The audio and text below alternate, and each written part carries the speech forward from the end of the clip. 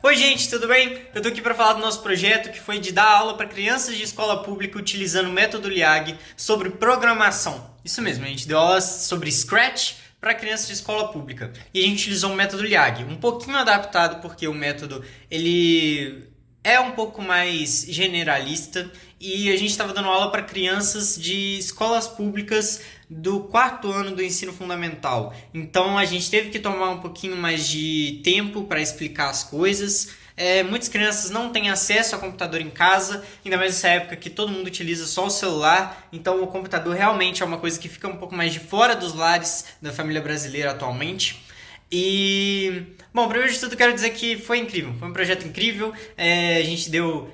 Eu dei 7 aulas para essas crianças e elas adoraram, elas ficaram super curiosas, elas perguntavam sobre tudo o tempo todo, mas acima de tudo elas perguntavam sobre a minha faculdade. Elas queriam saber o que eu fazia, o que eu aprendia, as coisas que eu poderia fazer depois, trabalhar, com o que eu trabalharia, e eu tentei passar isso um pouco para elas, tentei passar essa visão sobre como é a faculdade também de sistemas de informação e faculdades similares, e como que é utilizar o computador para trabalhar, né? Utilizar o computador para fazer jogos, para fazer sites, aplicativos. Eu tentei passar tudo isso para elas e foi uma experiência ótima. Eu acho que a curiosidade das crianças foi algo que realmente era a alma das aulas. Elas sempre ficavam impressionadas com o que a gente fazia, elas viam o boneco mexer e elas faziam elas realmente gostavam do que estava fazendo. E isso para mim foi o combustível para eu continuar dando essas aulas. As aulas foram de forma online, eu acho que funcionaria melhor se fosse de forma presencial. A gente também teve alguns problemas com horário e alguns detalhes, né, que atrapalharam um pouquinho as aulas, mas no geral foi incrível, foi ótimo. Valeu super a pena, as crianças adoraram.